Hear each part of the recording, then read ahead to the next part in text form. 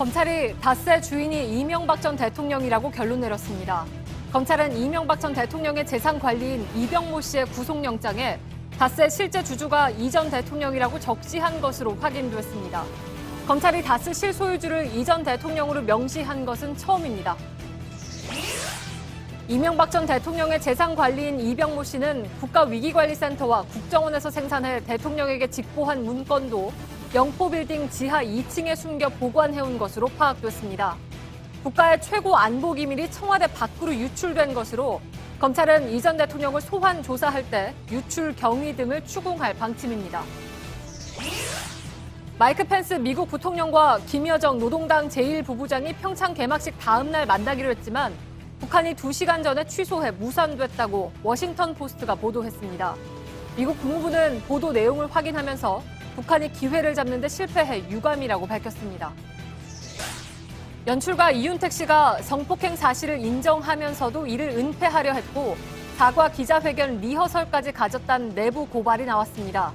한국 연극계의 원로 연출가인 오태석 씨에 대해서도 성추행 의혹이 잇따라 제기됐습니다. 입주한 지 반년도 안 된 새 아파트에서 수도관이나 세탁기가 얼어붙었습니다. 한두 집이 아니라 800세대 넘게 같은 피해를 당했는데요. 시행사의 지지부진한 대응을 밀착 카메라에서 고발합니다. 기름 없이 달리는 일상으로 내일을 바꾸는 현대수소 전기차. 시청자 여러분, JTBC 뉴스룸을 시작하겠습니다. 다스는 누구의 것입니까? 10년 넘게 계속된 이 질문에 대한 검찰의 결론을 오늘 JTBC 뉴스룸에서 집중 보도해드리겠습니다. 검찰의 결론부터 말씀드리면 다스는 이명박 전 대통령의 것입니다. 앞서 뉴스룸은 지난해 10월 이명박 전 대통령의 아들 이시영 씨의 다스 해외 법인에 대한 관여 의혹을 시작으로 해서 5달 동안 다스의 실소유주를 추적해왔습니다. 그동안의 수사를 벌여온 검찰은 지난주에 이 전 대통령의 재산관리인으로 지목된 청계재단 사무국장 이병모 씨를 구속했죠. 저희 JTBC의 취재 결과 검찰은 이병모 씨의 영장에 실주주 이명박 이렇게 적으면서 실제 소유주로 명시한 것으로 확인됐습니다. 다스 관련 피해자의 영장에 검찰이 이와 같은 내용을 적시한 것은 처음입니다. 검찰이 삼성의 다스 소송비 대납을 직접 뇌물로 판단한 근거도 바로 이 때문이었습니다. 또 청계재단이 소유한 영포빌딩에서 발견된 문건 중에는 청와대 밖으로 나와서는 안 되는 국가위기관리센터의 안보 문건과 국정원의 보고 내용까지 담겨 있었습니다.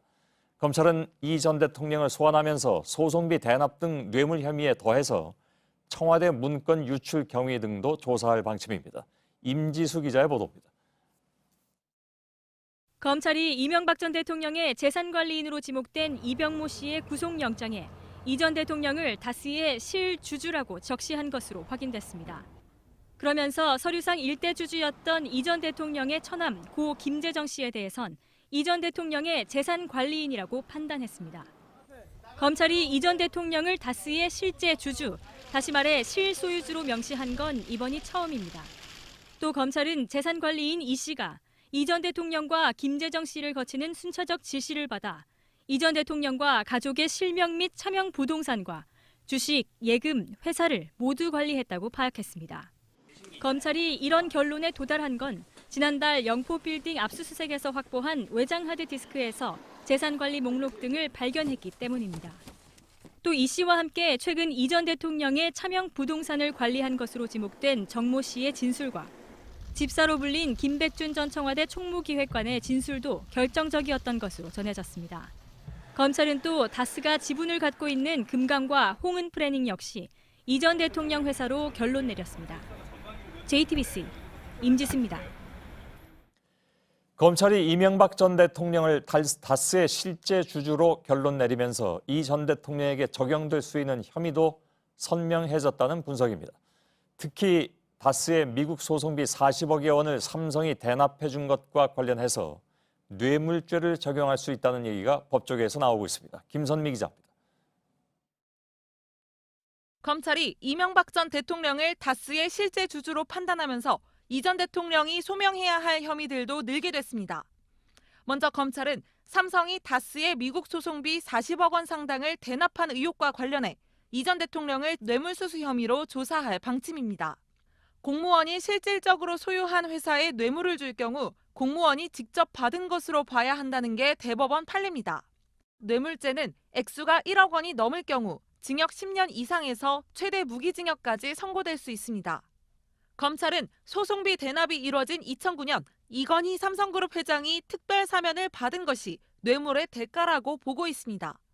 또 다스가 미국에서 진행한 BBK 투자금 140억 원 반환 소송 과정에서 LA 총영사관 등 국가기관을 동원했다는 의혹과 관련해 직권남용 혐의가 적용될 수 있다는 분석도 나옵니다.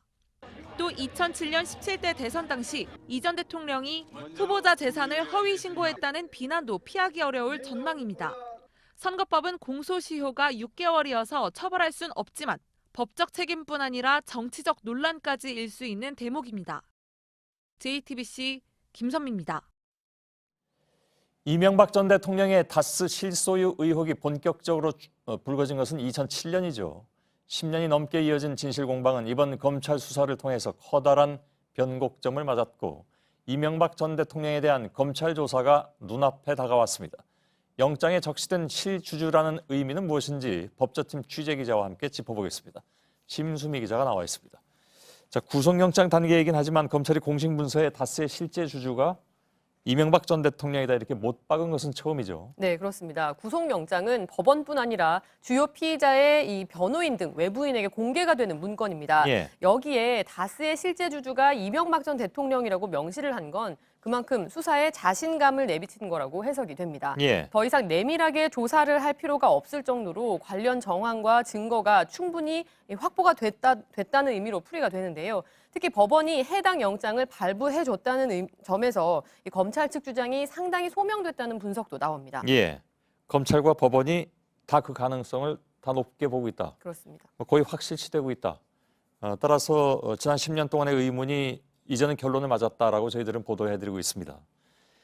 이명박 전 대통령은 그동안에 뭐 아시는 것처럼 실소유 의혹을 꾸준하게 부인해왔습니다. 나한테 그런 건 묻지 말라라는 얘기도 있었고. 근데 검찰 수사 논리대로라면 그동안에 계속 거짓말을 해왔다. 예. 이렇게 결론을 내릴 수가 있겠네요. 예, 그렇습니다. 이 전 대통령은 최근까지도 이 다스에 대해서 처남 김재정 씨와 형님 이상은 씨가 만든 회사일 뿐이라면서 실소유 의혹을 부인해왔습니다. 예. 기자회견을 열고 정치적 공격이라는 단어까지 썼는데요. 또 지난달 초에는 이 전 대통령 측 관계자는 한 언론과의 인터뷰에서 이 전 대통령이 단 한 주의 주식을 갖고 있냐, 배당을 받은 바가 있느냐면서 이 실소유 의혹을 전면적으로 부인했습니다. 예, 예. 자, 이명박 전 대통령 측의 반응이 혹시 나왔습니까? 저희 취재진은 이 전 대통령 측의 법률 대리를 맡고 있는 여러 법조인들을 접촉해봤지만 답변할 수 있는 상황이 아니라면서 답을 아예 회피했습니다. 예. 앞서 삼성의 다스 소송비 대납 의혹만 하더라도 이 에이킨건프의 김석한 변호사에게 사기를 당했다는 취지로 사실관계를 전면 부인한 바가 있는데요. 예. 어제 저희 JTBC가 보도해드린 이 논현동 사저 재건축비를 도곡동 땅값으로 충당했다라는 점과 또 다스의 실제 주주라는 정황이 이 재산관리인의 구속영장에 적시된 부분에 대해서는 뚜렷한 해명을 내놓고 있지 않습니다. 예. 이 전 대통령은 늦어도 다음 달 초쯤 이 검찰에 출석해서 조사를 받을 걸로 전망이 되는데요. 예. 정동기 전 민정수석 등 법률 대리인과 모여 연일 대책회의를 열고 있는 걸로 전해집니다. 예. 어제만 해도 대책회의에서 앉아서 당하진 않는다라는 얘기가 나왔다는 얘기도 있었고 또 선제적으로 자진 출석한다 이런 얘기까지 나온 바가 있었는데 오늘 이 상황 이후에 이명박 전 대통령 측이 어떻게 대응을 할지 좀 하여간 주목이 되는 상황인 것 같습니다. 심수미 기자였습니다. 자, 지금 전해드리는 다스 실소유주 문제 외에도 검찰은 이병모 씨의 범죄 사실에 이명박 전 대통령이 차명으로 의심되는 재산을 어떻게 관리해왔는지도 구체적으로 담았습니다. 처남 김재정 씨가 중간 관리자 역할을 하고 그 아래 이병모와 이영배 씨가 있다는 구조인데 김 씨가 2010년에 갑자기 세상을 떠나자 그 역할을 아내 권영미 씨가 대신했다는 것이 검찰의 판단입니다. 권 씨 등 재산관리인의 월급은 다스 하청업체 등에서 빼돌려 지급한 것으로 보고 있습니다. 김나한 기자입니다. 이병모 씨는 이명박 전 대통령과 처남 고 김재정 씨의 순차적인 지시를 받아 움직였다는 게 검찰의 판단입니다. 고 김재정 씨가 중간 간부 역할을 하면서 이 전 대통령과 가족이 실명 또는 차명으로 갖고 있는 부동산과 주식, 예금, 회사들을 관리해왔고 이병모 씨가 추가로 지시를 받았다는 겁니다. 검찰은 김 씨가 2010년 2월 갑자기 세상을 떠나자 그 역할의 일부를 부인 권영미 씨가 담당한 것으로 보고 있습니다. 이 전 대통령 아래에 천안 부부가 있고 그 아래에 재산관리 실무자들이 있는 구조로 다스를 중심으로 한 10여 개 회사와 전국에 걸쳐 있는 수백만 제곱미터의 부동산, 현금 등이 이런 구조 아래 모두 관리돼 왔다는 겁니다. 검찰은 또 이 전 대통령이 재산관리인 이병모 씨와 이영배 씨에게 지시해 천암 댁인 권 씨를 다스 관계사 홍은프레닝과 금강의 대표와 감사로 이름만 올려 2010년부터 지난해까지 급여 명목으로 20억 원을 지급한 것에 대해 횡령으로 판단했습니다. JTBC 김나은입니다. 이명박 전 대통령을 둘러싼 모든 의혹의 시작과 끝에는 바로 자동차 부품업체 다스가 존재하죠. 자본금 6억 원으로 출발한 중소기업이 지금은 매출만 2조 원에 육박하는 커다란 기업이 되었습니다. 다스를 정점으로 하는 이 전 대통령의 차명 재산 의혹을 법조팀 강현석 기자와 한 걸음 더 들어가서 살펴보겠습니다. 강현석 기자, 네. 검찰이 이명박 전 대통령을 실소유자로 이제 규정을 했습니다. 네. 다스라는 기업이 입에 오르내리게 된 시점은 사실 얼마 되지는 않습니다. 설립은 훨씬 그 전부터 됐지만. 네, 그렇습니다. 정확히는 지난 2007년 당시 한나라당 대선 후보 경선 때 처음으로 이 다스라는 기업이 사람들 이름에 오르내리기 시작합니다. 예. 아시는 것처럼 이명박 후보와 박근혜 후보는 초접전 경쟁을 당시 벌일 때입니다. 예. 박 후보 측에서 BBK 주가 조작 연루 의혹, 도곡동 땅 차면 재산 의혹, 뉴타운 개발 정보 누설 의혹 등을 제기를 했고 이 중 하나가 바로 다스 실소유주 의혹이었습니다. 처음에만 해도 모두 별개의 의혹 같아 보였지만 지금은 검찰 수사를 통해 모두 하나로 연결된 구조가 드러나고 있습니다. 예. 이명박 전 대통령은 그동안에 다스와는 뭐 아무런 관련이 없다. 끊임없이 이렇게 주장을 해왔습니다. 그런데 다스의 해외 자회사들은 정작 아들 이시영 씨가 속속 장악한다는 의혹이 제기됐습니다. 이것이 이제 작년 10월에 저희들이 이 문제를 처음으로 보도를 하면서 실소유주 논란이 거세진 그런 계기가 되기도 했습니다. 네, 그렇습니다. 이시영 씨는 지난 2007년 다스의 해외 영업팀 과장으로 입사를 하게 됩니다. 예. 그 뒤 다스 기획팀장, 경영기획실장을 거쳐 입사 4년 만에 전무가 되는 등 그야말로 초고속 승진을 합니다. 승진뿐만이 아니라 다스의 중국 사업장 9곳 중 4곳의 법적 대표 역시 이시영 씨입니다. 예. 베이징 다스와 닝보 다스, 문등 다스, 강소 다스인데 모두 다스가 100% 지분을 갖고 있고 매출만 5천억 원이 넘습니다. 다스와 무관하다는 이 전 대통령이지만 정작 아들은 다스라는 기업의 실세로 자리 잡은 셈입니다. 예. 그러나 이 전 대통령은 그동안에 공직자 재산 등록 과정 등에서 다스와 관련한 재산은 뭐 전혀 물론 포함시키지 않았겠죠. 그렇습니다. 지난 2013년 이명박 전 대통령이 퇴임한 뒤 공개됐던 재산 공개 내역을 한번 살펴보겠습니다. 예. 논현동 사저 땅값이 14억, 사저 가격이 54억이었고 예금이 약 9억 원, 기타 각종 회원권 등이 있습니다. 하지만 사저 재건축 명목으로 누구에게 빌린지 알 수 없는 사인간 채무 26억 원과 은행 대출 6억 원 등을 제하면 재산은 대략 46억 원 정도가 됩니다. 하지만 검찰의 판단대로 다스가 이명박 전 대통령의 것이라면 관보에 게재된 내용은 전체 재산의 극히 일부에 불과하게 되는 셈입니다. 예. 자, 이 문제는 그렇다면 뭐 법적으로 문제가 없는 것인지, 다시 말하면 공직자 재산에 이것을 포함시키지 않은 것이 법에 어긋나는 것인지 등을 좀 따져봐야 되는 그런 상황도 곧 올 것 같습니다. 예, 강현석 기자였습니다. 그런데 오늘 이명박 전 대통령에게는 혐의 사실이 하나 더 추가될 가능성이 커졌습니다. 이명박 정부 시절에 국가의 최고 안보 기밀이 청와대 밖으로 유출돼서 영포 빌딩 지하 2층에 놓여 있었다는 것입니다. 검찰은 문제의 문건이 유출된 경위를 수사하고 있습니다. 이승필 기자입니다. 이병모 씨의 구속영장엔 이 씨가 불법으로 보관하던 청와대 문건이 구체적으로 적힌 것으로 파악됐습니다. 이명박 대통령 재임 시절 청와대 국가위기관리센터와 국정원, 민정수석실 등에서 생산해 대통령에게 직접 보고하거나 대통령실에서 접수한 문건들입니다. 국가위기관리센터 문건 중 하나는 2010년 3월 13일 작성된 1일 위기징후 및 상황 보고로 파악됐습니다. 이 문건들은 이전 대통령 임기가 끝나는 2013년 2월경 청와대 제1부속실 선임행정관이던 김윤경 씨가 이병모 씨에게 건넨 것으로 파악됐습니다. 이 씨는 영포빌딩 지하 2층에 문건들을 숨겨 보관해오다 최근 검찰 압수수색 과정에서 발각됐습니다. 국가위기관리센터는 국가의 최고 안보기밀이 다뤄지는 곳으로 청와대 지하벙커로 불립니다. 검찰은 이 씨에 대해 대통령기록물관리법 위반 혐의를 적용하고 이전 대통령 소환조사 때 문건 유출 사실을 알았는지 유출 지시를 했는지 여부 등도 조사할 계획입니다. JTBC 이승필입니다. 예, 다스의 실소유주는 이명박 전 대통령이다라는 검찰의 결론 2부에서 다시 한번 자세히 좀 다뤄드리도록 하겠습니다. 올림픽 개막식 다음 날 펜스 미 부통령과 북한 김여정의 회동이 원래 예정돼 있었는데 북한이 회동을 2시간 앞두고 취소했다는 내용이 오늘 공개됐습니다. 워싱턴 포스트지가 보도하고 이걸 미국 국무부가 확인해 줬습니다. 어렵게 마련된 북미 고위급 접촉은 왜 그렇다면 막판에 무산됐는가? 또 앞으로는 어떻게 될 것인가? 먼저 백종원 기자의 보도를 보시고 한 걸음 더 들어가겠습니다. 펜스 미국 부통령은 아시아 순방에 나서며 북한과 한국에서 만나기로 했다. 하지만 북한이 갑자기 취소했다. 워싱턴 포스트는 현지 시간 20일 펜스 부통령과 김여정 노동당 제1부부장의 회동 계획과 불발 사실을 이렇게 보도했습니다. 평창올림픽 개막식 이튿날인 지난 10일 두 사람이 청와대에서 만나기로 했는데 불과 2시간 전 북한이 취소했다고 전했습니다. 북미 회동은 펜스 방한 2주일 전부터 논의됐습니다. 복수의 백악관 관계자는 미국 중앙정보국 CIA가 북미 간 접촉에 관여했고 한국이 중재했다고 말했습니다.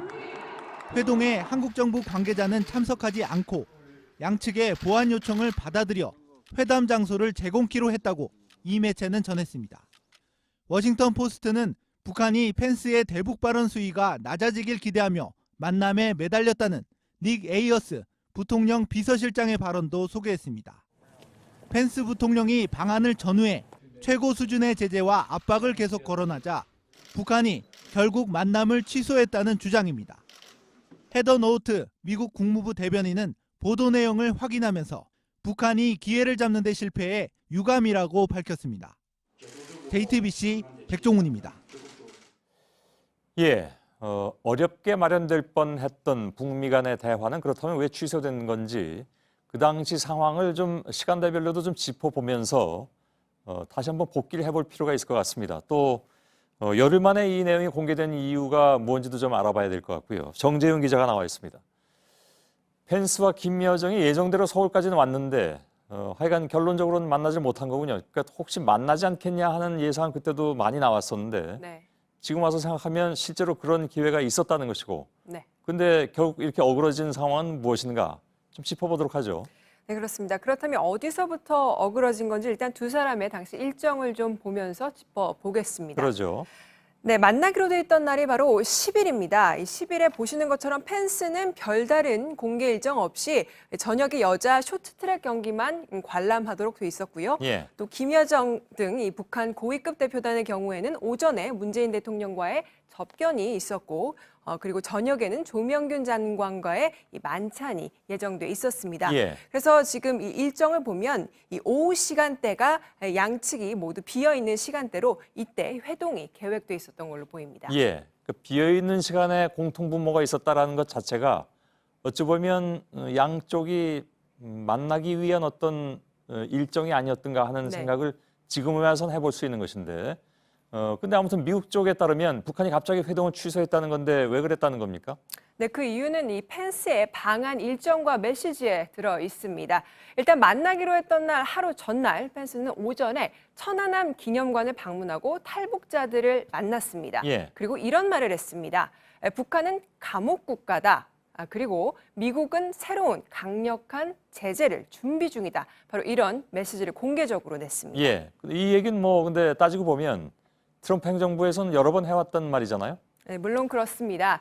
북한이 가장 민감해하는 문제가 바로 인권 문제, 그리고 대북 제재 문제입니다. 이런 걸 바로 거론한 건데, 물론 이전에도 이런 말 거론하긴 했지만 최고위급 접촉을 하루 앞둔 시점에서 그것도 매우 강한 톤으로 언급을 했다는 겁니다. 예. 또 이날 저녁에는 리셉션이 있었는데 이날도 이 펜스가 김영남과는 악수도 없이 5분 만에 퇴장을 했고요. 또 개회식 때도 김여정과는 눈길도 마주치지 않았습니다. 예. 즉 이 수년 만에 고위급 접촉을 하루 앞둔 시점에 미국이 이런 움직임을 보이자 회동을 취소한 게 아니냐 이런 해석이 나오고 있습니다. 그 회동을 그래서 북한은 그것 때문에 회동을 취소했다. 네. 근데 북미 접촉을 이미 동의한 상황이라면 그 당시가 하루 전에 미국은 왜 그러면 그렇게 강한 톤으로 나갔는가 하는 생각도 드는군요. 미국의 입장에서는 급한 건 북한이다 이렇게 보고 있습니다. 우린 급할 게 없다. 그렇습니다. 예. 원한다면 대화는 하겠지만 처음부터 기선을 잡고 하겠다. 그게 싫으면 안 한다. 이런 분명한 메시지가 들어있다는 게 이 전문가들의 분석입니다. 예. 근데 북미 접촉 불발은 오늘 미국 국무부가 최종 확인을 했습니다. 그럼 이걸 이렇게 공개한 이유는 뭘까요? 펜스의 방한 이후에 미국 내에서도 비판 여론이 상당했습니다. 너무 펜스가 가가지고 미숙하게 대처한 것이 아니냐. 네, 그렇습니다. 주도권을 잃었다 뭐 등등의 얘기가 나오긴 했죠. 그렇습니다. 예. 미국 내 전문가 이야기 잠시 들어보시죠. This wasn't, just to entertain the North Koreans. This Right. was an international reception, and Mike Pence only looked empty by not being there. 예. 네, 그러니까 미국 정부에서도 여기에 대한 어떤 방어 논리가 좀 필요했던 걸로 보입니다. 예. 특히 이방카의 방안은 북미 대화의 전환점이 될 수 있다는 이런 전망들이 나오고 있는데 사전에 당시 상황을 알릴 어떤 정치적인 이유가 있었던 거 아니냐 이런 해석도 나옵니다. 예, 알겠습니다. 자, 중요한 건 이제 앞으로인데 그렇다면 저렇게까지 어그러진 상황에서 다시 대화가 추진될 수 있느냐 하는 그런 문제죠. 그렇습니다. 이 북미 접촉에 좋은 기회가 날아간 건 맞지만 반대로 보면요. 이 긴장 국면만 이어지고 있는 걸로 알았는데 실은 북미 최고위급 대화를 위한 어떤 접촉이 이뤄지고 있었다는 점입니다. 예. 특히 주목할 거는 북한인데요. 이 대화가 성사되기 직전에 깨졌지만 어쨌든 김영남, 김여정 등 고위급 대표단이 국내에서 모든 일정을 정상적으로 소화하고 돌아갔습니다. 그리고 그 이후에도 대화 의지를 직간접적인 채널을 통해서 보이고 있는 상황입니다. 예. 이 때문에 대화 가능성은 여전히 열려 있다는 게 우리 정부 입장입니다. 예, 알겠습니다. 정재윤 기자였습니다. 자, 이런 가운데 모레 방한할 것으로 알려진 이방카 트럼프 백악관 선임 고문이 들고 올 대북 메시지에도 관심이 쏠리고 있습니다. 대북 강경 메시지를 강조한 펜스 부통령 때와는 다를 것이라는 전망도 나오고 있는데 고석승 기자가 전해드리겠습니다. 청와대는 이방카 고문이 들고 오게 될 트럼프 대통령의 대북 메시지에 촉각을 곤두세우고 있습니다. 이방카가 트럼프 대통령의 장녀이기도 하지만 백악관 핵심 참모 역할도 맡고 있기 때문입니다. 이방카가 백악관 국가안전보장회의 부보좌관 출신인 디나 파월의 보좌를 받는다는 점에서 이 같은 관측은 더욱 힘을 얻고 있습니다. 디나 파월은 맥메스터 NSC 보좌관과 함께 트럼프 정부의 대북 기조에도 관여했던 인사입니다. 설령 직접적인 대북 메시지가 없더라도 문 대통령과 만나는 과정에서 트럼프 대통령의 대북 메시지는 어느 정도 확인될 것으로 예상됩니다. 청와대가 문 대통령과 트럼프 대통령의 전화 통화를 이방카 방한 이후에 추진하려는 것도 같은 맥락으로 풀이됩니다. 이방카 백악관 고문이 또 폐막식에 오기 때문에 그 이후에 통화의 계기를 만드는 게 적절하지 않을까 그렇게 판단하고 있습니다. 이에 따라 미국도 이방카가 내놓을 대북 메시지와 방한 일정 조율에 공을 들이는 것으로 전해졌습니다. 특히 한미동맹을 중시한다는 모습을 보여주기 위해서 문재인 대통령 내외 등과 최소 2차례 이상 만날 것으로 보입니다. 지난번 방한한 펜스 부통령과 달리 최대한 동맹 관계를 부각시키는 데 주력한다는 겁니다. JTBC 고석승입니다. 문화예술계의 성폭력 파문은 갈수록 커지고 있습니다. 연극계에서 이윤택 씨와 함께 한국 대표 연출가로 꼽혀온 오태석 씨도 성추문에 휩싸였습니다. 현직 연극인들은 물론이고 오 씨가 교수로 있는 서울예대 동문들도 성폭력 피해를 잇따라 폭로하고 나섰습니다. 윤재영 기자. 지난 15일 극단 목화에서 7년간 일했던 연극배우 A씨가 자신의 페이스북에 올린 글입니다. 사흘 뒤 연출가 B 씨도 자신의 페이스북에 성추행 피해 경험을 털어놓았습니다. 이름만 들으면 알만한 연극계 대가가 자신의 신체를 만졌다는 겁니다. 두 연극인이 지목한 가해자는 극단 목화의 대표이자 서울 예대 석좌 교수인 오태석 씨로 알려졌습니다. 오 씨의 성추행 의혹을 폭로하는 목소리는 오 씨가 강의해온 서울 예대에서도 이어졌습니다. 지난 2011년 오 씨가 학생 40여 명이 있는 교실에서 여학생의 신체를 공개적으로 만졌다는 주장도 나왔습니다. 대자보를 붙이려고 학회라는 편에서 학회를 찾아갔더니 그게 그런 일로 네가 교수님께 노를 끼칠 수가 있느냐. 너무나 강한 반대가 있어서 결국은 여학생이 그거를 하지 못했어요. 이후에도 오 씨의 성추행이 이어졌지만 공론화되지 못했다는 지적도 제기됐습니다. 주로 이제 허벅지 안쪽을 좀 많이 만지시고 그래요. 뒤풀이 장소에서. 여기는 교수도 되게 신처럼 여겨서 학생이 잘못이지 교수를 이상하게 만들지 않아요. 이 학교는. 오 씨와 극단 측은 입장을 밝히지 않은 채 오늘까지 예정된 공연을 이어갔습니다. 일단 발표하신다면서 왜 이번 주식에 계신 건지 알 수 있을까요? 잘 모르세요? 네, 해석 연출은 어떻게 하세요? 질문. 서울예대 측은 다음 학기 오 씨 수업을 취소했고 진상 파악에 나섰습니다. JTBC 윤재영입니다.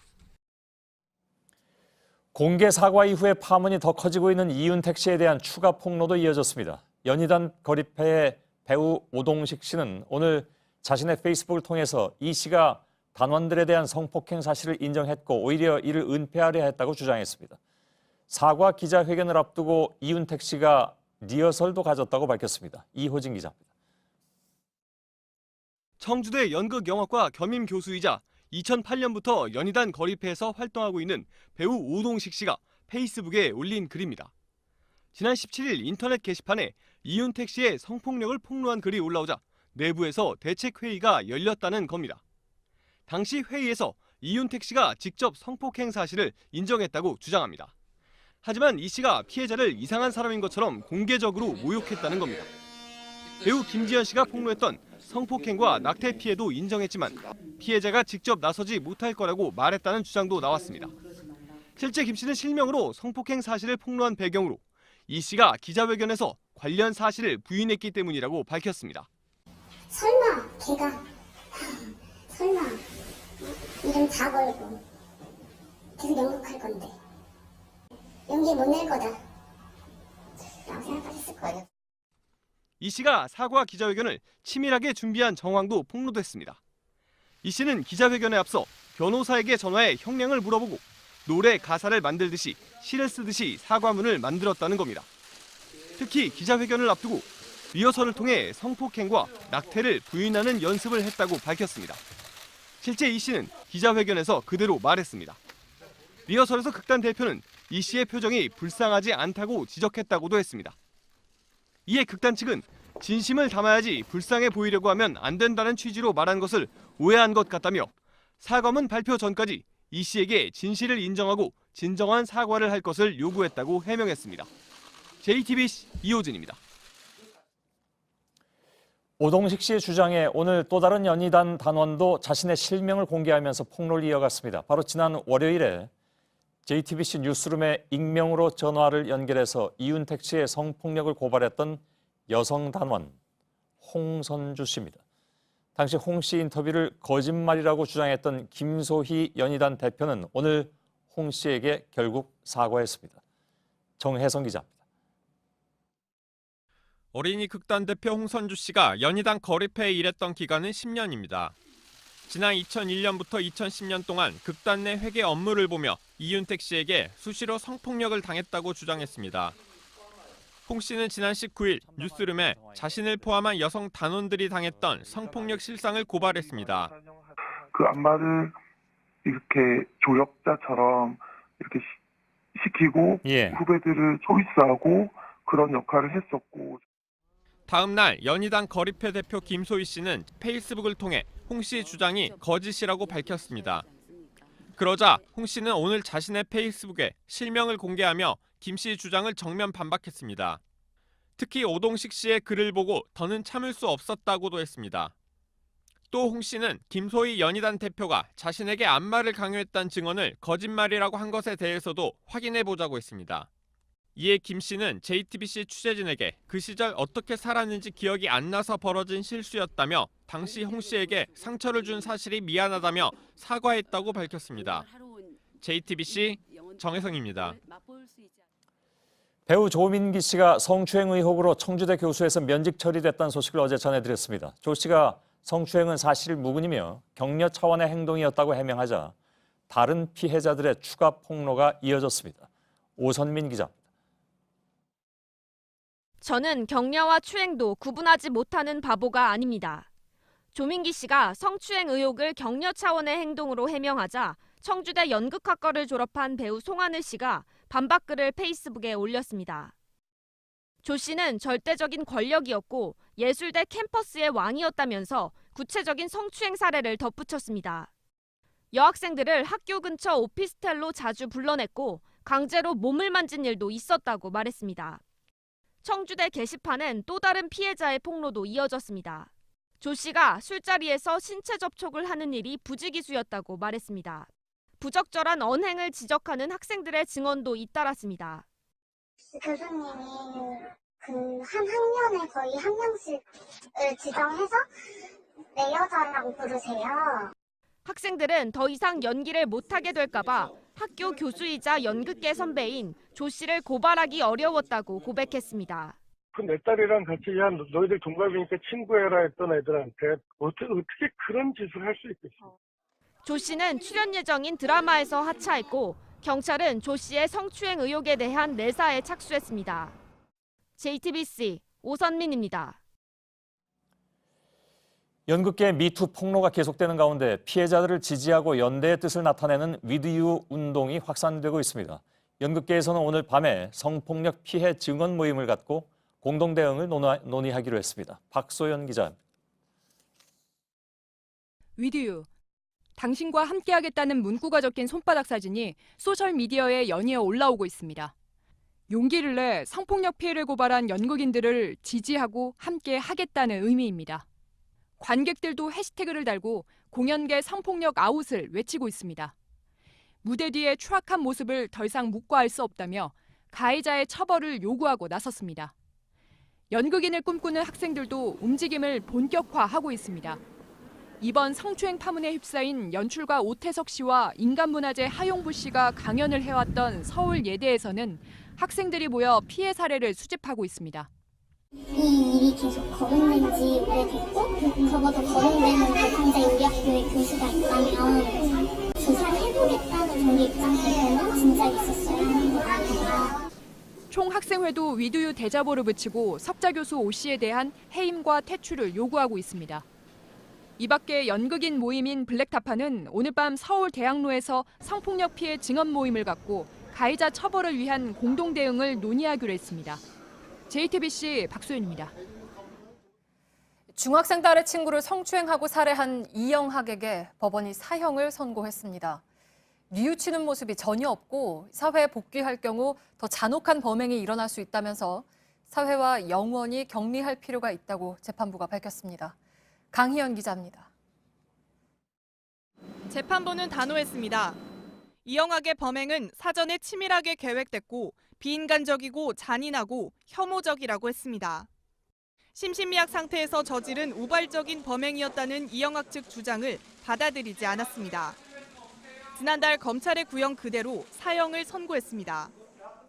김양이 살해당한 건 지난해 9월 이영학의 딸 이양의 집에 놀러간 뒤 하루 만이었습니다. 이 씨는 김양에게 수면제를 먹여 재운 뒤 추행했고 살해한 다음엔 딸 이양과 함께 강원도 야산에 시신을 유기했습니다.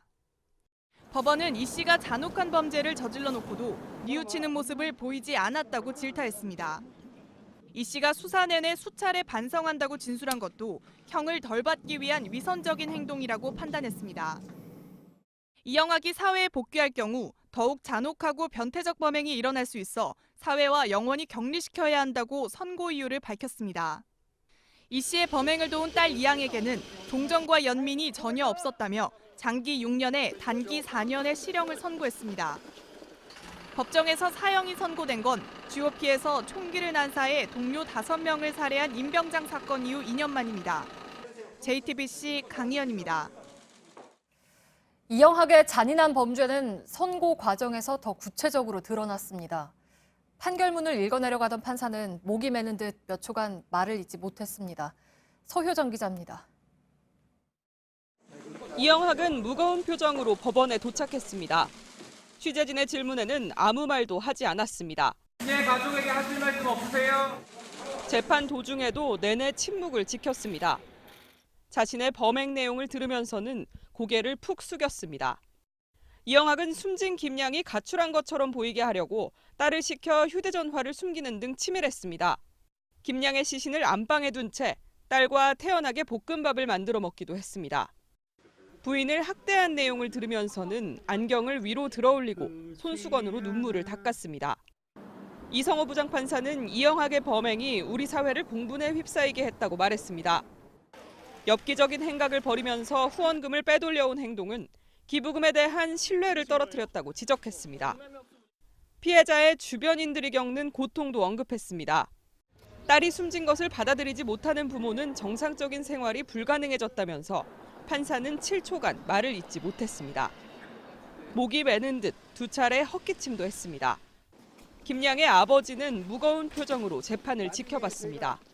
재판부는 피해자와 유족에 대해 우리가 가져야 할 공감과 위로를 포함해 형을 정했다고 밝혔습니다. JTBC 서효정입니다. 임종석 대통령 비서실장이 오늘 국회 운영위에 출석했습니다. 자유한국당 의원들과 팽팽한 설전이 이어졌습니다. 김성태 운영위원장이 군기 잡듯이 임 실장을 발언 때 불러세웠고 임 실장에 이에 항의하면서 회의가 한때 중단되기도 했습니다. 안지현 기자입니다. 발단이 된 건 자유한국당 위원들의 자료 요청이었습니다. 임종석 실장님, 국회의원 하셨잖아요. 그 자료 좀 충실하게 제출할 수 있도록. 이 가운데는 성추문에 휩싸인 이윤택 전 감독과 고은 시인의 청와대 출입 기록도 포함돼 있었습니다. 최근에 이 현 정부 출범 이후 청와대 출입한 자료를 달라고 했더니 자료를 제공할 수 없다고 합니다. 이 같은 자료 제출 요구에 청와대가 성실하게 응하지 않는다고 문제 삼았던 김성태 운영위원장은 청와대 직원의 실소를 지적하기도 했습니다. 웃으신 분 손 한번 들어보세요. 위원회 CCTV 틀어가지고 웃은 표정이 나오면 어떻게 하겠습니까? 군기 잡듯 임종석 실장도 발언대로 불러 세웠습니다. 발언대에 서세요.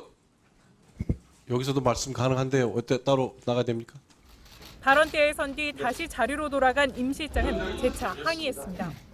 왜 저를 저쪽에 불러 세우셨는지도 저는 따르긴 했습니다만 부당하다고 생각합니다. 자유한국당은 강원랜드의 채용 비리 관련 검찰 수사에 대해선 정치 보복이라며 문제 삼았습니다. 무슨 수사를 3년씩이나 합니까?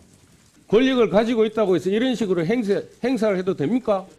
청와대는 이에 대해서도 공공기관의 채용 비리 문제는 덮을 수 없는 문제라며 물러서지 않았습니다. JTBC 안지연입니다. 네, 한국GM의 공장 폐쇄 파장을 놓고도 여야가 책임 공방을 벌였습니다.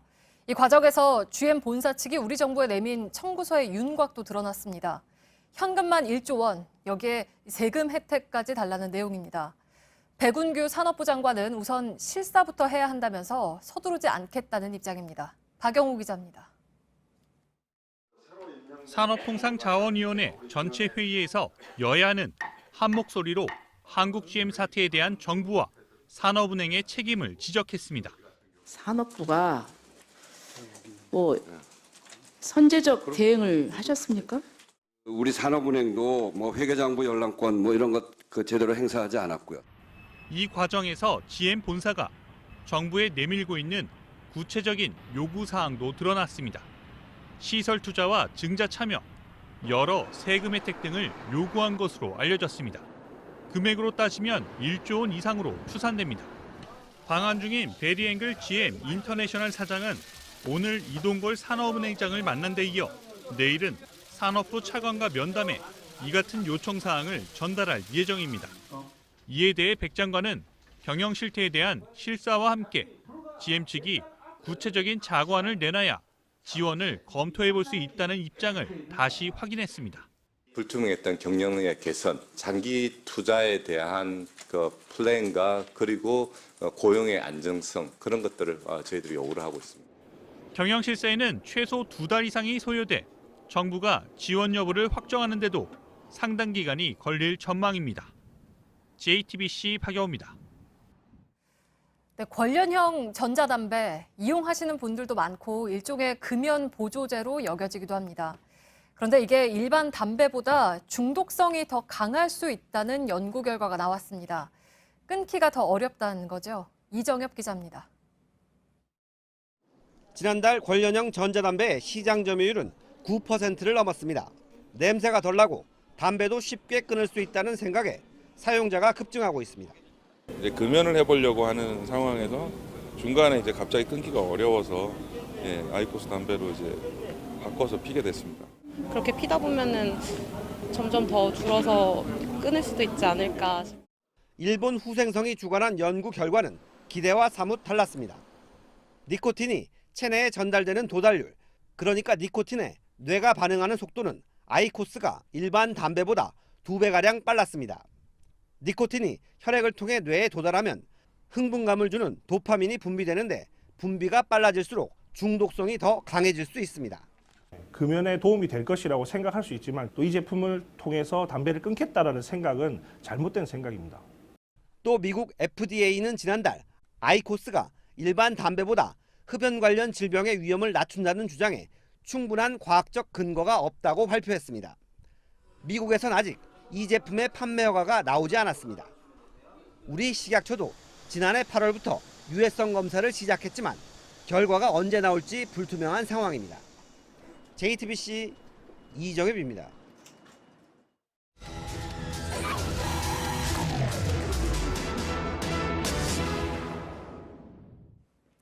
새 아파트로 이사 온 지 한 달 만에 수도관이 얼어붙고 세탁기까지 고장났다면 좀 당황스럽겠죠.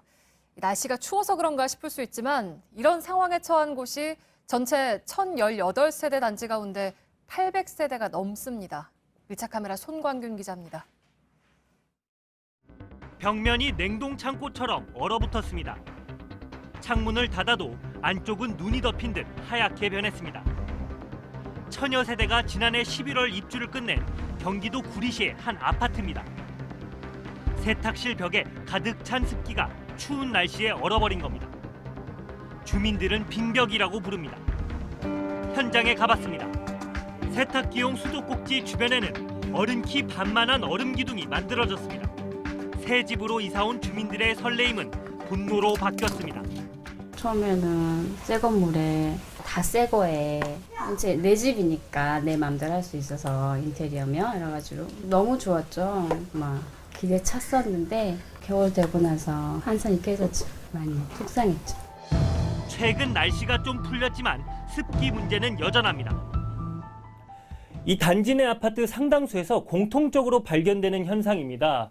저희 촬영 전에 약 2시간 정도 창문을 열어놨다고 하는데요. 여전히 창틀에 이 습기가 맺혀 있는 모습을 볼 수가 있습니다. 이 벽면도요, 눈으로는 잘 보이지 않지만 마른 티슈를 갖다 대보면 습기 때문에 벽에 달라붙습니다. 습기가 얼었다, 녹았다를 반복하면서 이 벽을 감싸고 있던 코팅지도 튀어나오기 시작했는데요. 심한 부분은 이미 벽에서 뜯겨지기 시작했습니다. 현재까지 접수된 피해 사례는 800건이 넘습니다. 수도관이 동파되면서 주방이나 안방 화장실에서 물이 나오지 않거나 세탁기가 고장나는 피해가 잇따랐습니다. 시행사인 LH 한국토지주택공사는 단지의 세탁기 2대를 임시 방편으로 마련했을 뿐입니다. 수도관을 둘러싸는 발열선을 설치해주겠다고도 했지만 주민들이 반대했습니다. 이런 문제는 LH가 시행한 바로 옆 단지에서도 마찬가지입니다. 총 세대수의 85%에 달하는 325세대가 입주한 상황에서 절반이 넘는 174세대가 같은 피해를 신고한 겁니다. 구리시장까지 조치를 요구하고 나서야 LH는 대책 마련에 나섰습니다. 엘리베이터 문에는 아직 이렇게 입주를 진심으로 환영합니다라는 축하 인사가 붙어 있는데요. 그 옆으로 이 알림문 2장이 붙어 있습니다. 시행사인 LH 측에서 붙인 건데 진심으로 사과의 말씀을 드립니다라는 메시지가 적혀 있습니다. 주민들의 민원이 이어지면서 결국 시행사도 잘못을 시인한 겁니다. 세탁기 수도관의 위치를 내벽에서 외벽으로 옮기도록 설계를 변경하면서 동결에 취약해졌다는 게 LH의 설명입니다. 세탁기와 수도꼭지를 연결하는 호스의 길이를 줄여서 세탁기 사용을 편리하게 하자는 취지였다는 겁니다. 다만 이번 한파처럼 동결될 것을 예상하지는 못했다고 덧붙였습니다. 원가를 줄이기 위해 변경한 것 아니냐는 주민들의 의구심에 대해서는 배관 길이가 늘어나 실제 원가는 증가했다고 설명했습니다. LH는 주민들에게 외부 단열 시공을 추가로 하겠다고 약속했습니다. 또 다음 주 주민들과 만나 공사 시기 및 방법과 보상에 대해 논의할 예정입니다. 가까워진 서울, 행복한 일상이 시작되다. LH 홍보 책자에 나온 문구입니다. 그러나 입주가 끝난 지 석 달여가 흐른 지금 주민들의 일상을 지배하는 건 불편함과 속쓰림입니다. 밀착 카메라 손광균입니다. 잠깐! 그냥 아무 칫솔이나 쓰시려고요? 에이, 이젠 자동으로 닦으세요. 자동 칫솔 쿨샷. 칫솔모가 3개, 3개니까 진짜 좋더라고요. 3개의 칫솔모가 왕복과 쓸어내림을 동시에 안쪽까지 시원하게 자동으로 닦아주니까 쿨샷으로 바꾸세요. 시원함에 깜짝 놀랄 거예요. 오늘도 쿨하게 자동 칫솔 쿨샷 닦아보실래요?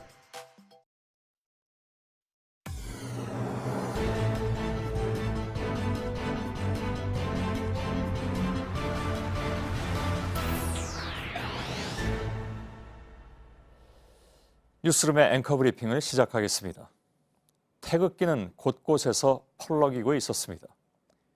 윤성빈의 스켈레톤 바닥에는 수박만한 태극기 주먹이 그려져 있었고 아이스하키 선수의 헬멧에도 컬링 선수들의 브룸에도 귀화한 루지 선수의 썰매에도 미국 대표인 재미교포 클로이 김의 어머니는 딸을 응원하면서 오른쪽 손톱에는 태극기, 왼쪽엔 성조기 문양을 새겼습니다. 고운 한복과 아리랑을 선보인 미뉴라 갬린의 무대는 참으로 아름다웠습니다. 푸른 빛의 평화를 상징하는 한반도 단일기를 두고 누군가는 단일기 탓에 태극기가 사라질 것이라고 얘기했죠. 여기가 평양도 아닌데 태극기도 마음대로 흔들지 못하느냐. 애국을 자처한 이들은 그렇게 주장했습니다. 그러나 일부의 항변은 단지 우려에 불과했습니다. 나라를 잃어본 적도 없으며 전쟁과 분단을 경험하지 않은 세대, 어쩌면 애국이란 단어조차 조금은 촌스럽다 여길지도 모를 그들은 무심한 듯 혹은 당연한 듯 나라 사랑하는 마음을 온몸으로 보여주고 있었습니다. 지금도 애국 활동하시는지요? 변호사가 전해온 그의 근황은 이러했습니다. 그는 친박단체의 활동을 그리워하고 있었던 것 같습니다. 아스팔트 거리로 나섰던 태극기의 물결, 탄핵을 반대하고 남북한 단일팀을 반대하고 국정농단의 주범들을 석방하라 주장하는 사람들. 그가 그리워한 애국 활동이란 이런 것이었을 테지요. 그 바람대로였을까? 그들만의 소위 애국 활동은 끈질기게 이어져서 태극기 부대는 북한 대표단과 응원단이 내려오는 길목마다 마중 아닌 마중을 나갔고 돌아오는 3.1절에는 대대적인 태극기 운동을 기획 중이라고 합니다. 그들에게 애국이란, 태극기란 과연 어떤 의미일까? 코리안 프라이드. 주변에선 좀 주저했다지만 그래도 기어이 아리랑을 고집했던 그는 말했습니다. 한국에서 열리는 올림픽에서 아리랑을 반드시 선보이고 싶었다. 미국에서 나고 자랐지만 늘 한국인임을 잊지 않았다는 그였습니다. 굳이 태극기를 펄럭이지 않아도 큰 소리로 고함치지 않아도 모두에게 전해졌던 그의 마음이었죠. 그리고 민유라를 포함한 모든 선수들은 한없이 아름다웠던 그들의 무대를 통해서 오히려 세상을 향해 반문하고 있었습니다. 지금도 애국 활동하시는지요? 오늘의 앵커 브리핑이었습니다.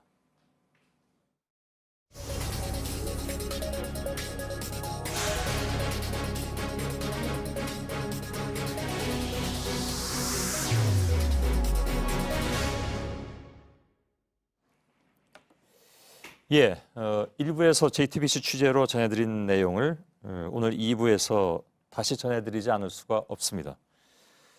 지난 10여 년 동안 이어져 온 질문, 닷은 대체 누구 겁니까? 그 질문에 대한 답을 오늘 저희들은 전해드렸습니다. 검찰의 수사 결과로 전해드렸죠. 그 답은 닷은 이명박 전 대통령의 것이다 라는 것입니다.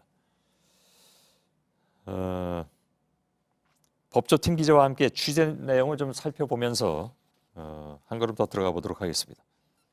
이승필 기자, 영장의 실주주, 그러니까 그 영장은 무슨 영장이냐면 이병모 씨에 대한 영장이죠. 예. 청계재단의 사무국장. 예. 그 영장의 실주주가 이명박 전 대통령이라고 못 박혀 있잖아요, 그죠? 네, 그렇습니다. 실주주란 말을 적시하는 것은 처음이라면서요? 네, 검찰이 지난주 구속한 이명박 전 대통령의 금고직이 이병모 씨의 영장에 이 전 대통령을 다스의 실주주라고 명시한 것으로 파악이 됐습니다. 예. 지난 10년 동안에 이 전 대통령을 둘러싼 의혹들이 여러 가지가 있었는데 관련 피의자들의 영장이나 공소장 등에 이 전 대통령이 다스의 실제 주주라는 판단을 넣은 것은 이번이 처음입니다. 예. 그런데 법원이 이런 내용들이 담긴 범죄 사실을 보고 나서 또 실제로 구속영장을 발부했다는 점에서 검찰의 이러한 주장이 어느 정도 소명됐다는 것 아니냐 하는 판단이 나오고 있습니다. 예. 다스의 실소유주가 이명박 전 대통령이라는 검찰의 결론. 이게 법적으로는 어떤 의미가 있습니까? 이게 뇌물죄하고 연관이 되잖아요. 네, 먼저 뇌물죄하고 관련이 있습니다. 예. 현재 그 삼성이 다스의 미국 소송 비용 40억 원을 대신 내줬다는 의혹이 제기된 상황입니다. 예. 그런데 검찰이 이 전 대통령을 다스의 실소유주로 판단한 만큼 뇌물 혐의를 적용할 수 있게 됩니다. 예. 다시 말해서 삼성이 다스의 실소유주인 이 전 대통령에게 40억 원을 직접 뇌물로 건넸다는 얘기가 되겠죠. 예. 특정범죄 가중처벌법에 따라서 1억 원 이상 뇌물을 받아서 실제 유죄 판단을 받게 되면 최대 그 무기징역까지, 그러니까 징역 10년 이상에서 무기징역까지 선고가 나올 수 있게 됩니다. 예. 자, 검찰의 이번 실소유주 판단, 즉 이명박 전 대통령이 다스의 진짜 주인이다라는 판단. 이것은 지금 그 별도로 수사 중인 다스의 비자금 조성 의혹과도 연관이 되는 문제가 되잖아요. 그렇습니다. 앞서 검찰이 다스의 120억 원을 그 개인 직원의 횡령으로 결론 내리긴 했지만 예. 관련 의혹을 재조사하는 과정에서 상당한 규모의 비자금을 추가로 포착을 하고 지금 수사를 이어가고 있습니다. 예. 검찰 수사로 그 다스의 비자금 규모가 밝혀진다면 실소유주로 결론이 난 이 전 대통령에게 배임과 횡령 등의 혐의가 적용될 수 있습니다. 예. 그 이병모 씨 영장에 또 다른 문제가 또 들어가 있는데 이것은 이명박 전 대통령에게 추가로 혐의가 적용될 수 있는 문제입니다. 뭐냐면 이명박 정부 시절에 국가의 최고 안보 기밀, 그러니까 국가안전회의라든가 아니면 국정원의 그 서류들이 네. 이거 뭐 바깥으로 나와서는 안 되는 건데 이게 유출돼서 영포 빌딩 거기에 그렇습니다. 있었다라는 얘기잖아요. 어떤 내용이냐면 영장에 나와 있는 부분인데요. 이병모 씨가 불법으로 관리했다라는 청와대 문건 내용들이 구체적으로 이번에 새롭게 드러났습니다. 예. 내용을 보면 이 대통령이 재임하던 시기에 청와대 국가위기관리센터, 그다음에 국정원, 민정수석실 등에서 생산해서 직접 대통령에게 보고한 문건들입니다. 예. 특히 이 중에는 지난 2010년 3월 13일에 작성됐다는 일일 위기 징후 및 상황 보고라는 안보 관련 문건도 있었습니다. 예. 다시 말해서 이런 안보 관련 문건들인데 이병모 씨가 당시에 그 청와대 관계자로부터 이 문건들을 전달을 받아서 말씀하신 대로 영포빌딩 지하 2층에 숨겨서 보관해 오다가 이번에 적발이 됐습니다. 예, 알겠습니다. 이승필 기자였습니다. 예, 오늘도 평창올림픽 화제의 인물과 만나는 시간을 잠깐 가져야 할 텐데요. 제가 앵커 브리핑에서 언급한 분이기도 합니다. 굉장히 반가워하실 것 같습니다. 우리 시청자 여러분들께서. 저도 이분을 꼭 인터뷰하고 싶었습니다.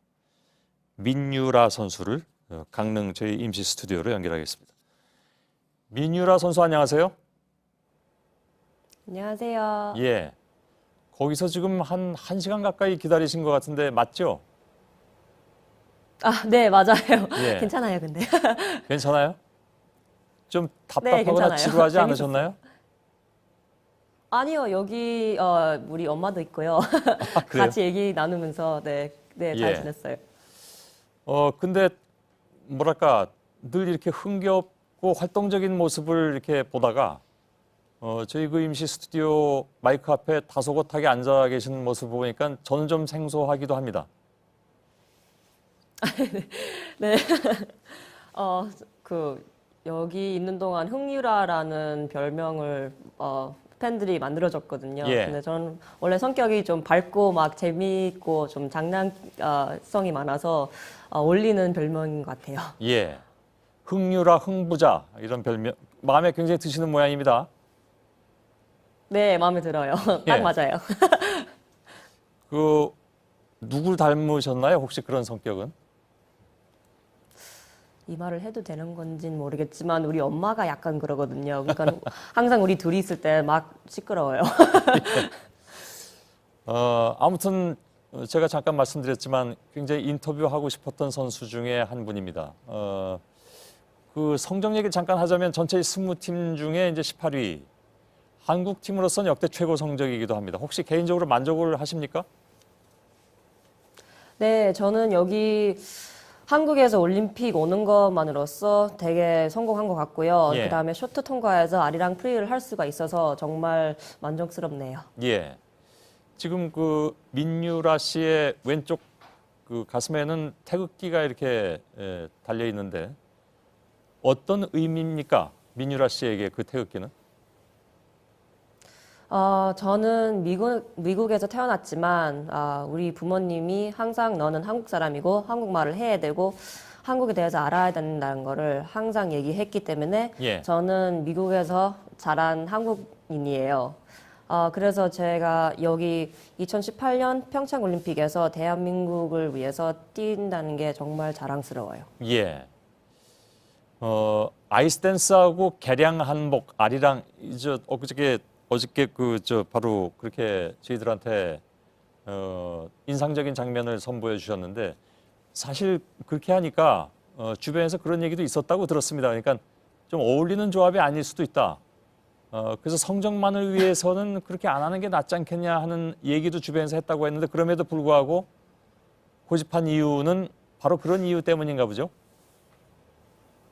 네, 그 파트너끼리 사귀게 되면 조금 뭐라고 할까 조금 문제가 될 수도 있거든요. 그러니까 예. 알렉스랑 저랑 약간 비즈니스 파트너처럼 이렇게 하고 친구로 지나고 우리는 이제 경기를 가야 되고 이제 계속 앞으로 몇 년이 남았잖아요. 예. 그래서 그거를 끝까지 가려면 정말 비즈니스 파트너처럼 프로페셔널하게 이렇게 해야 되기 때문에 사귀고 그런 거는 없어요. 제가 왜 웃었는지 혹시 아세요? 아니요, 왜요? 저는 그 질문을 드리지 않았었거든요. 아무튼 알겠습니다. 죄송해요. 아니, 괜찮아요. 괜찮습니다. 괜찮습니다. 네, 예. 죄송합니다. 예. 아니, 그 부분도 뭐 많은 시청자 여러분께서 궁금해 하실 수 있는 거니까 잘 대답해 주셨습니다.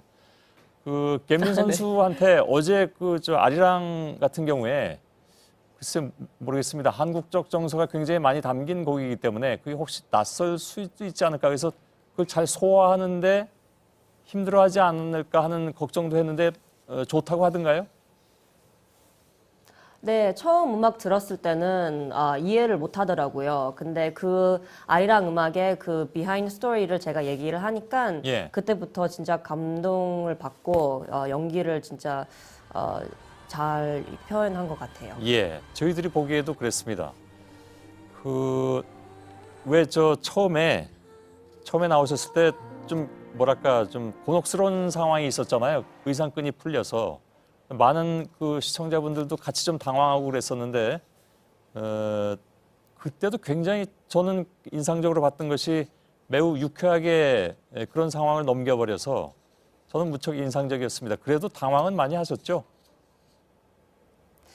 사실은 딱 끈이 이렇게 풀렸을 때 속으로는 좀 웃었어요. 왜냐하면 저는 지금 한국에서 첫 무대, 올림픽 무대에 섰는데 지금 옷이 내려오려고 한다. 그 생각에 정말 웃기도 했지만 예.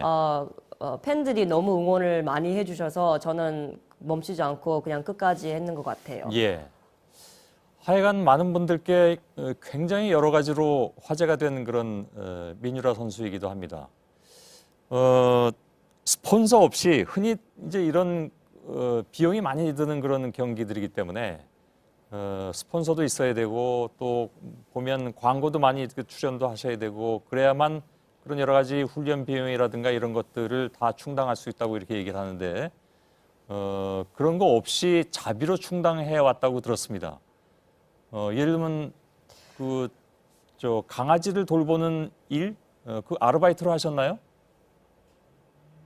네, 맞아요. 저는 강아지 돌보는 아르바이트 하고요. 알렉스는 그 아이들 가리키는 알바하고 이렇게 해서 지내거든요. 왜냐하면 1년에 경비가 한 1억쯤 들어가거든요. 아이고, 예. 근데 뭐냐면 코치들 코치들 피가 있기도 하고 그다음에 호텔 같은 거 경기 갈 때 호텔 뭐 비행기표 이런 게 많이 들어서 예. 조금 어렵기도 하거든요. 예. 네, 그래서 알바 같은 거를 하고 조금 우리 엄마 아빠도 좀 힘들어 하시니까 조금 예. 도움이 되고 싶어서. 네. 예. 근데 그 강아지 돌봐가지고 그 많은 돈을 이게 다 충당할 수 있을까요? 그래서 이제 후원금도 생각보다 많이. 그죠? 네, 그 강아지 돌보는 게 생각보다 뭐 강아지 한 마리만 하면 조금 그렇지만 한 5마리쯤 하면 많이 되거든요. 집에는 좀 정신이 없지만 그래도. 예.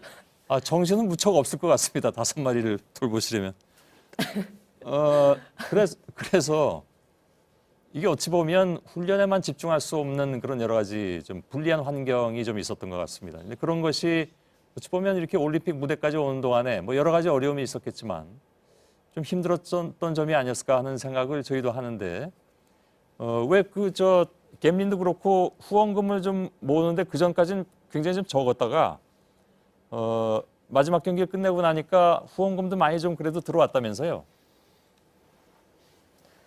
네, 네, 맞아요. 우리가 어제 프리댄스 경기 끝나고 갑자기 많은 이 팬들이 갑자기 이렇게 많이 들어오더라고요. 예, 그래서 저랑 알렉스도 정말 감동받고 당황했었어요. 예. 그냥 응원 메시지도 뭐 미니라 선수, 알렉산더 갬린 선수 베이징 때까지 열심히 하세요 이렇게 하면서 이렇게 뭐 10,000원씩, 50,000원씩 이렇게 들어오더라고요. 그래서 예. 너무 국민들에게 감사합니다. 예. 이거 뭐 제가 참견할 문제는 아니지만 예를 들면 이렇게 광고 모델로도 이렇게 좀 출연을 하신다든가 그렇게 해가지고 좀 많이 좀 충당이 됐으면 그런 방법도 있다는 것을 제가 알려드릴 사항은 아닌데 아무튼 말씀드리고 싶네요. 다른 선수들은 그런 경우도 있으니까. 근데 아무튼 알겠습니다. 베이징 올림픽 무대 역시 도전을 하시겠죠?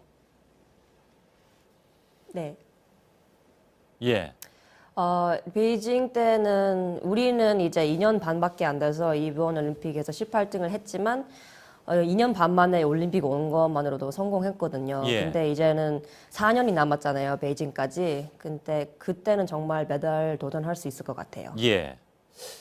저는 그냥 메달이나 아니면 성적 이런 것을 떠나서 물론 그거 이제 중요하고 또 많은 성취를 이루시겠지만 그냥 출전만 하셔도 참 많은 사람들이 즐거워할 것 같습니다. 그런 좋은 기운을 지난 올림픽 기간 동안에 우리 많은 시민들한테 다 전해주신 것 같아서 우선 제가 감사드리고 나중에 기회가 되면 또 인터뷰를 했으면 좋겠습니다. 민유라 씨, 아니 흥유라 씨, 고맙습니다. 감사합니다. 예.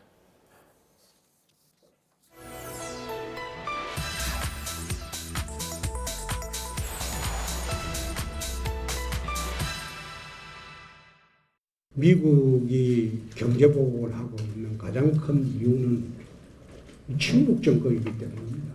한국도 제재 대상이 될 수 있다.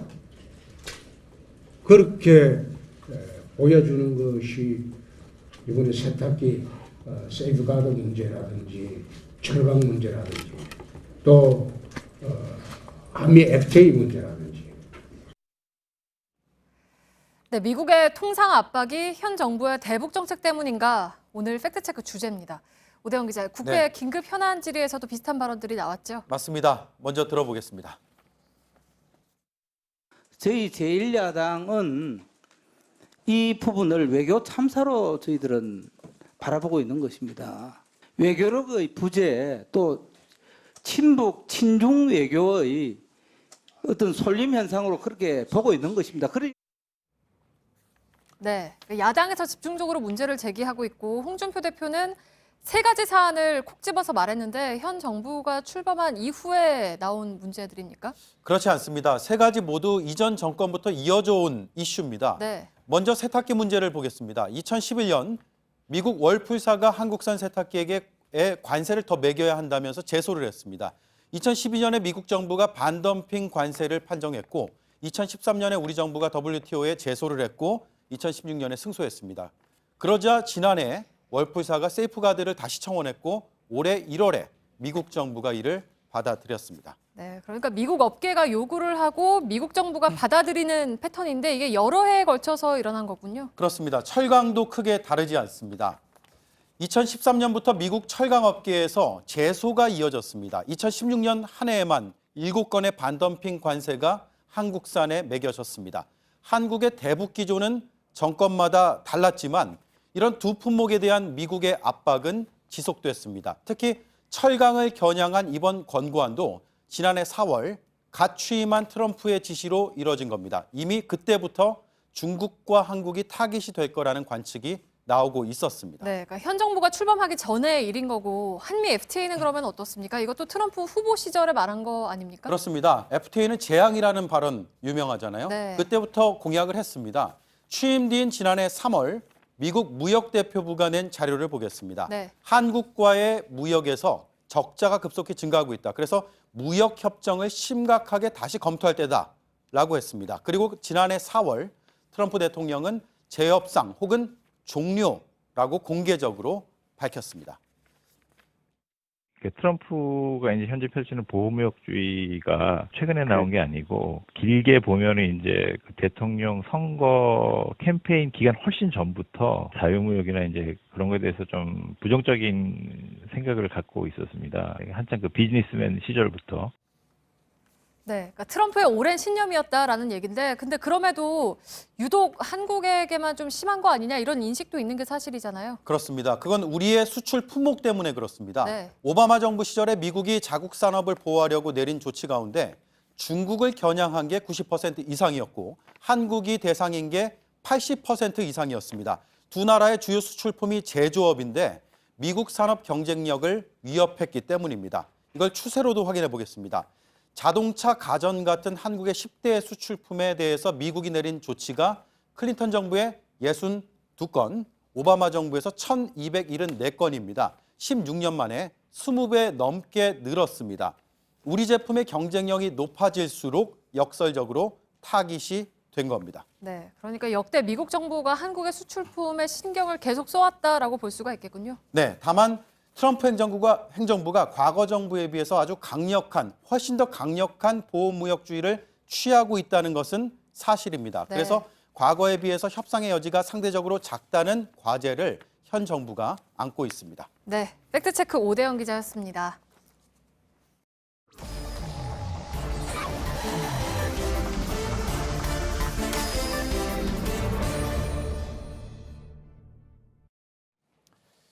비하인드 뉴스 시작하겠습니다. 박성태 기자가 나와 있습니다.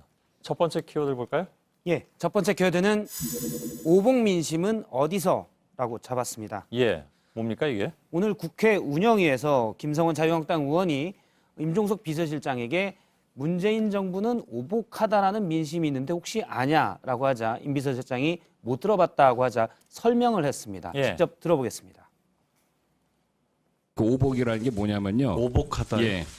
안보는 굴복하고 경제는 항복하고 정치는 보복하고 적폐는 반복하고 약속은 번복한다. 꼼꼼히 여론은 저희도 챙기고 있습니다만 그런 여론을 아직 들어보지는 못했습니다만은.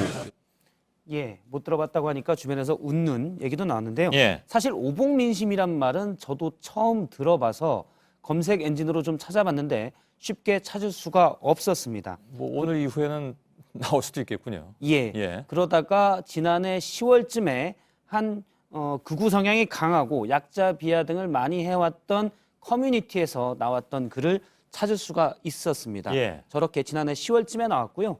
이 나온 글이 일부 트위터와 그다음에 저 커뮤니티에서 몇 번 극히 좀 적게 회자된 바 있습니다. 예. 뭐 임비서 실장이 들을 수 있었던 민심은 아니었을 것 같긴 합니다. 예, 극히 적은 공간에서 그쪽 안에서만 회자됐던 건데요. 예, 예. 그래서 오복 민심만 놓고 본다면 자유한국당에서 극히 일부의 주장을 민심이라고 좀 과장한 것으로 보입니다. 예. 그런데 여론은 우리 편이다라는 얘기는 홍준표 자유한국당 대표도 종종 해온 바가 있는데요. 오늘 아침 회의에서 자영업자 지지율이 처음에는 본인이 당대표가 됐을 때는 민주당과 4배 차이가 났는데 지금은 뒤집어졌다라고 얘기를 했습니다. 예. 정책연구원인 여의도 연구소의 여의도 연구소 자료다라고 근거로 해서 얘기를 했는데 예. 홍 대표가 종종 민심이 바뀌었다라고 여러 번 주장을 해왔는데 구체적인 수치를 공개한 적은 한 번도 없습니다. 예. 두 번째 키워드는요? 두 번째 키워드는 자랑스러운 매형으로 잡았습니다. 예. 누구의 매형을 얘기합니까? 자유한국당 김진태 의원의 매형인데요. 아, 그 판사분? 예. 예, 예. 오늘 국회에서 김진태 의원이 이재용 삼성전자 부회장에게 집행유예, 2심에서 집행유예 선고를 한 정영식 판사가 본인의 사촌 매형이라고 밝혔습니다. 예. 직접 들어보겠습니다. 친인척 관계가 뭐가 어떻다고요? 예? 그래, 맞아요. 사촌 매형입니다. 그러면 안 되는 거예요? 만약에 친매형이거나 친형이었으면은 이건 무슨 예. 예, 관계를 다시 한번 정리를 하면 김진태 의원의 이종 사촌 누나가 있는데 정영식 판사가 이 이종 사촌 누나와 결혼해서 사촌 매형이 되는 겁니다. 예. 김진태 의원은 줄곧 박근혜 전 대통령과 이재용 삼성전자 부회장에 대한 재판이 잘못됐다 이렇게 주장을 해왔었는데요. 예. 오늘 집행유예형을 선고한 정영식 부장판사가 본인은 자랑스러운 매형이다라고 말을 했습니다. 예, 예. 뭐 아무튼 그런 판결을 내린 사촌 매형이 자랑스럽다는 그런 말을 했다는 거잖아요. 예. 뭐 사촌 매형 되는 정 판사는 그러한 자랑스러움에 대해서는 또 어떻게 생각하는지는 잘 모르겠네요. 예. 뭐 그건 취재 안 해봤겠죠. 예, 그건 못했습니다. 예, 알겠습니다. 아무튼 뭐 저 친인척 관계를 몇 번 그 민주당 쪽에서 얘기를 한 것으로 알고 있는데, 예. 본인이 아무튼 뭐 오늘 그렇게 정리를 한 셈이 됐군요. 예, 그래서 뭐 어쨌다고요 라면서 얘기를 했는데요. 예, 예. 물론 친인척 관계라고 해서 재판에 영향을 끼쳤다라고 단정할 수는 없습니다. 물론 그렇죠. 예. 오늘 법원행정처도 그런 취지로 얘기를 했고요. 예, 그래서 제가 아까 정 판사는 어떻게 생각하는지가 궁금하다고 얘기했던 겁니다. 예. 예. 그런데 김진태 의원은 오늘 법사위에서 정 판사에 대해서 여론의 비난, 그러니까 집행유예형을 선고해야 되는 여론의 비판이 좀 과도하다라면서 법원행정처에서 유감을 표명해야 하는 것 아니냐라고 주장을 했습니다. 예. 하지만 이 부분은 법사위 위원인 김진태 의원이 법원행정처장에게 본인의 친인척을 좀 보호해줘야 되는 것 아니냐라는 주장으로 들릴 수 있기 때문에 예. 부적절하다라는 지적이 나올 수 있습니다. 예, 알겠습니다. 자, 세 번째 키워드는요? 세 번째 키워드는 법사위원장의 자격입니다. 예. 예, 오늘 법사위에서 권성동 법사위원장과 박범계 의원이 충돌을 했습니다. 예. 권성동 법사위원장은 지금 강원랜드 채용 비리 그리고 검사 외압에 대해 연루돼 있다는 의혹을 받고 있는데요. 예. 이 때문에 법사위원장으로 자격이 없다라고 박범계 의원이 지적을 한 겁니다. 두 사람은 워낙 또 서로 티격태격이 좀 심하죠. 예, 최근에 여러 번 충돌을 예. 했습니다. 오늘 충돌 모습 잠깐 보겠습니다. 오전에 보셨겠지만 법사위 질의 자체, 운영 자체에도 결정적인 영향을 미치고 있습니다. 박범계 의원님은 의원이 아니라 청와대의 일개 행정관인 것 같습니다.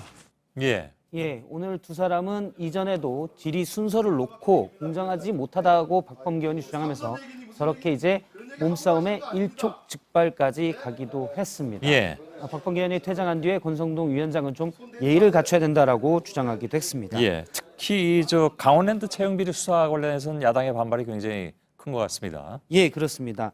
오늘 오전 운영위에서도 자유한국당 의원들은 이렇게 과잉 보복 수사를 중단하라 하면서 강원랜드 채용 비리에 대한 수사가 과잉 수사다라고 주장을 했는데요. 예. 특히 민정수석을 지낸 바 있는 곽상도 의원의 경우 일부 검사들이 과잉 수사를 하게 되면 청와대가 균형을 잡아줘야 된다 이런 얘기를 했습니다. 예. 어떻게 보면 청와대가 검찰 수사에 개입해라라는 얘기로도 들릴 수 있는데요. 원칙적으로는 틀린 얘기죠. 예, 그렇습니다. 예, 임종석 실장은 개별 사건에 검찰의 수사지휘나 의견 제시를 하지 않고 있다라고 답했습니다. 예. 특히 법사위원장 자리를 가지고 여야가 크게 다투는 것은 법사위가 상원 역할을 하는 부분도 있고요. 중요한 과제인 그 검찰 개혁 문제 등에서 예. 법사위원장의 역할이 크기 때문으로 보입니다. 예. 박성태 기자였습니다. 수고했습니다. 네, JTBC 이규현의 스포트라이트에서 방송된 을의 눈물 2부작이 방송통신심의위원회가 선정하는 12월 이달의 좋은 프로그램에 뽑혔습니다. 이 작품은 우리 사회에서 부당한 대우를 받고 있는 을의 문제를 깊이 파고들고 대안까지 충실히 제시했다는 평가를 받았습니다. 네, 내일도 오늘처럼 쌀쌀합니다. 밤부터 중부지방에 눈이 오기 시작해서 모레 전국으로 확대됩니다. 예. 오늘 뉴스가 끝난 뒤에는 팩트 체크 팀이 나와서 소셜 라이브를 진행하겠습니다. 가짜 뉴스 처벌할 수 있는 방법은 없는가 하는 문제를 놓고 다룬다고 합니다. 안나경 앵커와 오대영 기자가 같이 하죠? 네. 예. 저희들은 내일도 최선을 다하겠습니다. 여러분 고맙습니다.